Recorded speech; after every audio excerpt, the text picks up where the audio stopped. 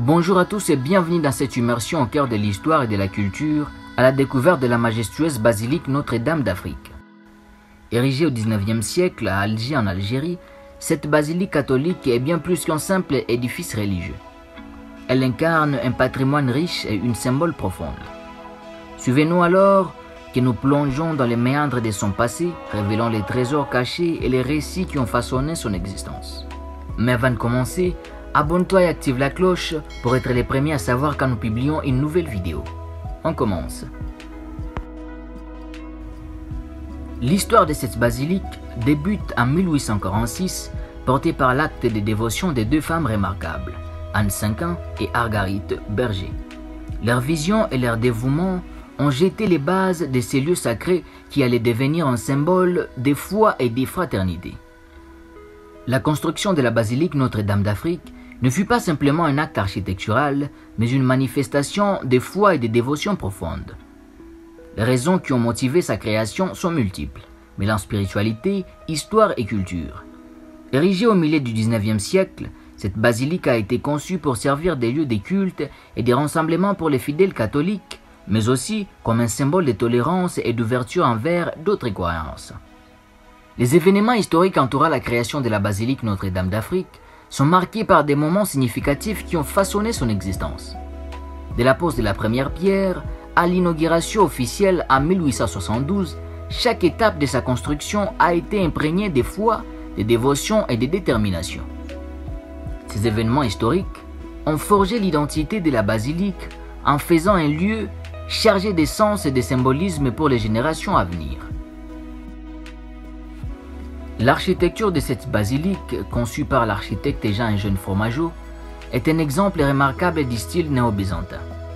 Située sur une falaise de 124 mètres, surplombant la baie d'Alger, elle offre une vue majestueuse sur la mer, symbolisant la foi et la connexion avec la nature environnante. Chaque élément architectural de la basilique Notre-Dame d'Afrique porte une signification profonde. Les 46 vitraux du XIXe siècle, restaurés après avoir été endommagés lors d'un bombardement de 1943, illuminent l'intérieur de l'édifice de leurs éclats colorés, symbolisant la lumière divine et la spiritualité qui émanent de ces lieux sacrés. L'influence des styles architecturaux se manifeste pleinement dans la basilique Notre-Dame d'Afrique, où le mélange du néo-byzantin et des éléments locaux crée une esthétique unique. L'agencement inhabituel de la basilique, avec les chœurs situés au sud-est au lieu de l'est traditionnel, témoigne de l'originalité de sa conception. Cette fusion des styles reflète non seulement l'histoire et l'architecture locale, mais aussi l'ouverture et l'harmonie entre les différentes influences architecturales qui se sont entrelacées pour donner naissance à ces joyaux architecturaux.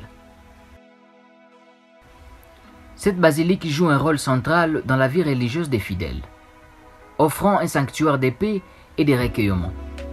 En tant que lieu de culte dédié à la Vierge Marie, la basilique incarne la dévotion mariale et la prière, attirant des fidèles du monde entier en quête de spiritualité et de connexion divine. Les célébrations et événements religieux qui se déroulent à la basilique Notre-Dame d'Afrique sont empreints de traditions et de ferveur. Chaque année, des milliers de pèlerins se rassemblent pour les célébrations spéciales dédiées à la Vierge Marie, honorant sa protection et sa grâce. Des processions, des messes solennelles et des moments de prière intenses rythment la vie de la basilique, créant un lieu spirituel fort entre les fidèles et la Vierge Marie.